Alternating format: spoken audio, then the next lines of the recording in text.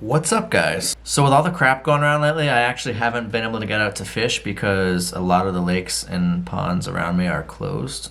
Hopefully only for a couple months, but everything that's been going around lately is actually pretty crazy. It's gotten a lot more serious than I think a lot of us were expecting it to get.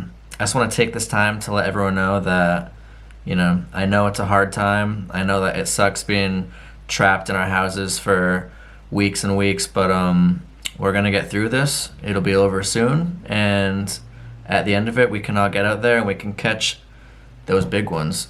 So with that being said, let's get this video started.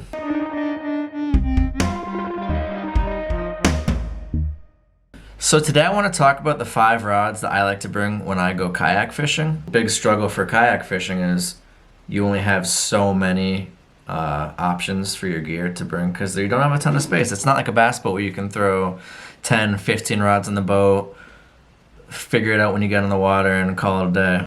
It's a lot different. It's a lot harder for us kayak people to pick and choose which rods we want to bring on our kayaks if we have more than 5 rods. I mean, if you only have 2 or 3 rods, then you don't really have a choice. But yeah, I just wanted to kind of share what 5 rods I like to bring with me, and you guys let me know what you guys like in the comments, but let's start off the list at the first one. First rod that I'm gonna say that I bring mostly on my trips, and I'm gonna order this also from the most used rods, the least used rods.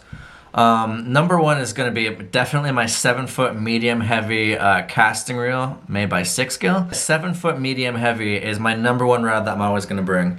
And I found over the years of fishing that a 7-foot medium heavy can throw just about anything. You're not going to want to throw something crazy heavy on it.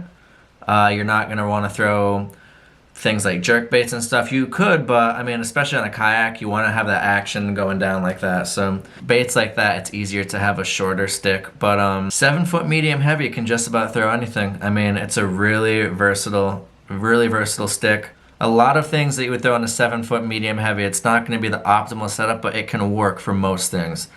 So that's why I'm always bringing a 7-foot medium heavy. If all else fails, that rod is reliable. Okay, number 2 is my 7.6 heavy casting rod, also by 6 Gill. So the reason that I love these rods so much, 7.6 heavy, you can do some pretty heavy duty jigging with it. I mean, you can throw a football jig. I throw up to a 3/8 ounce on that stick.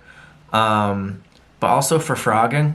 I love to frog in the summer. It's one of my all-time favorite ways to catch a fish. 7.6 heavy to 7. I've seen people throw 7.3 heavy all the way to 7.8 heavy for a frog. For me, 7.6 is just the perfect spot. I've really found it has enough backbone to set into the fish when they blow up on the frog, which you need. If you guys have never been frog fishing, I recommend it. If you have the money to spend on a rod, invest in a rod that you can frog fish with. Preferably 7.4 to 7.8 heavy range. Those are going to be the type of rods that you're going to use for frogging. But when I'm kayaking in the summer, when I'm in those shallow padded areas that's just gross and you really can't throw anything else but a frog, the 7.6 heavy rod comes out a lot during the summertime, and I would really recommend, if you guys haven't tried it already, to get into frog fishing. It's awesome, but you can also throw jigs and other things with a 7.6 heavy. It's not just for frogs. Throw huge whopper ploppers or huge topwater baits. It's really for any bigger bait, but frog is really the main thing that I use. Anytime I bring the 7.6 heavy with me, it always is a frog tied on with it.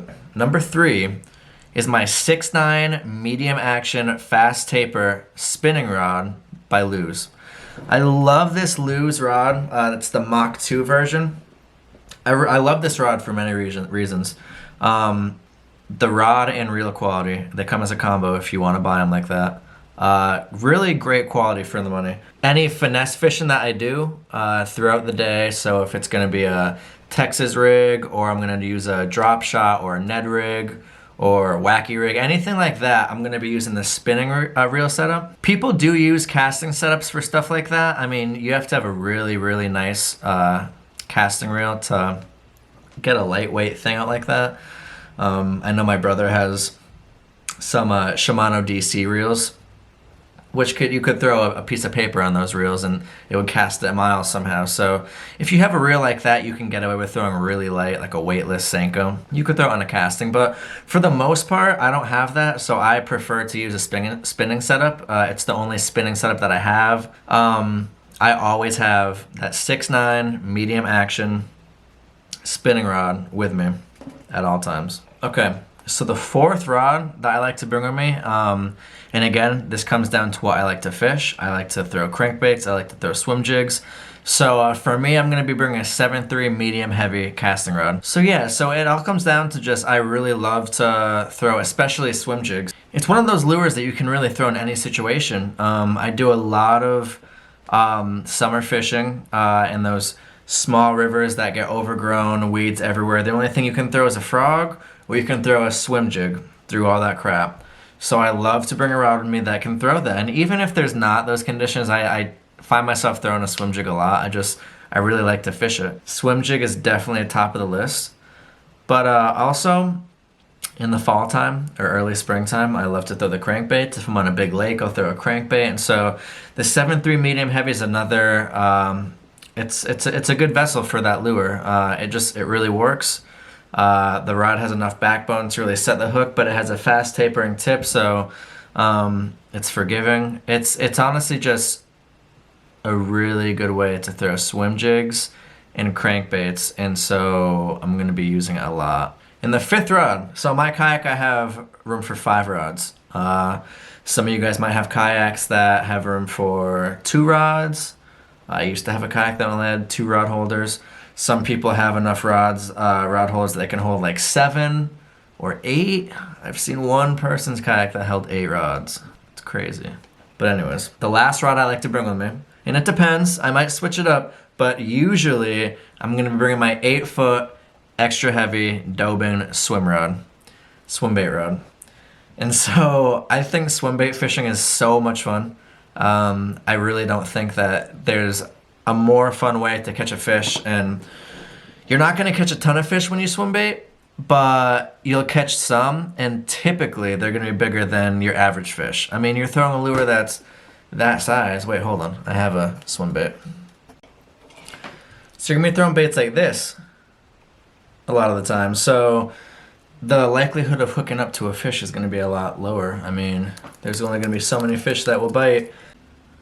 Some of you guys might be thinking what reels I use with the rods. And I always tell people, for reels, it's not as important to decide what you want on your kayak trip as it is for rods. Reels don't take up a lot of space. I take 10 reels with me every time I go into my kayak. Of course, there's 5 already put onto my rods, ready to go. But if I have a different idea of how I want to approach the day, halfway through fishing, I can just take one reel off and put another reel on. So I tend to always bring all my reels with me, or a lot of my reels with me in a bag, just in case I want to switch up how I'm throwing. If I want to have, maybe I want to switch to braid, I don't feel like unspooling a whole reel on my kayak, I'll have a reel that has braid on it. So if I want to start throwing braid, maybe I want to throw a heavy jig on a braid, and I was throwing a crankbait on, I don't know, fluorocarbon. I don't want to switch out the 2 lines, so I just bring different reels. And so for me, it's not as important of what reels you bring on your trip. If you guys want me to do a video on how I match my reels and my rods, let me know in the comments. I'd be happy to do that. But for now, I think that's going to wrap up the video, guys. I hope you guys enjoyed my 5 rods that I like to bring with me. I hope you enjoyed the glass of grape juice that I'm so happily and thoroughly enjoying.